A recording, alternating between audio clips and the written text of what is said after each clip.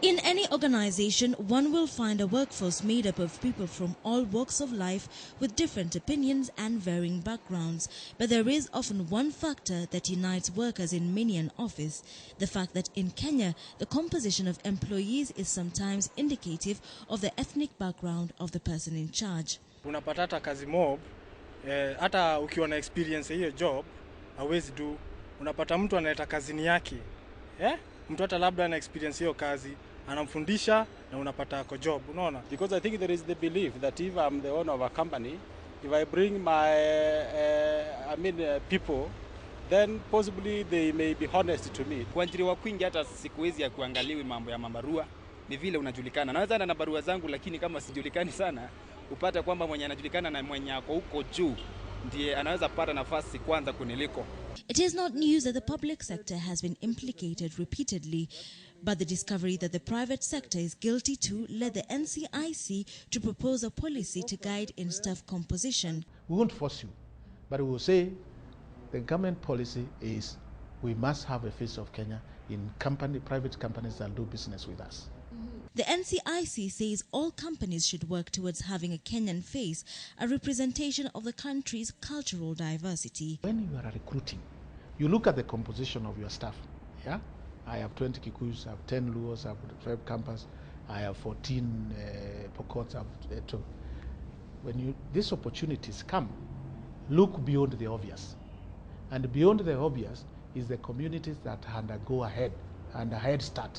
Yeah? But while emphatic on the importance of ethnic balance in the office, the NCIC does not give a quarter, leaving it to the discretion of the employer to decide what the Kenyan face is.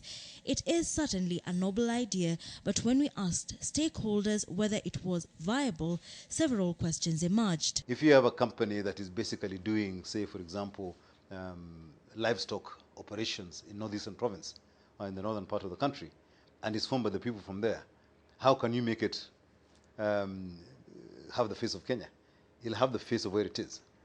But if you have an organization that is spread across the whole country, then yes, you begin to start talking about the face of Kenya. It is this culture of ethnic favoritism that the policy seeks to discourage, warning those looking forward to benefiting from the devolved county governments against misreading devolution to mean creation of ethnic-specific zones.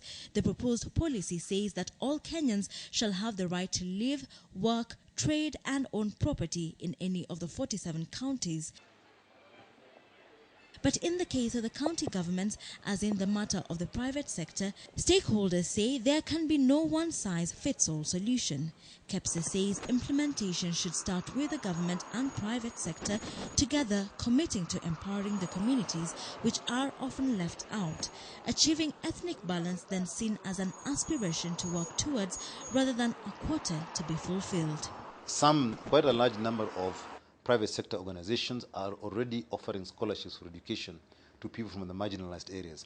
That is already a way of trying to mainstream the people from the marginalized areas into the mainstream for employment in the future, right? So you can't just say you have to go and get them and they have no skills. Wilkister, Nyabwa, KTN Prime.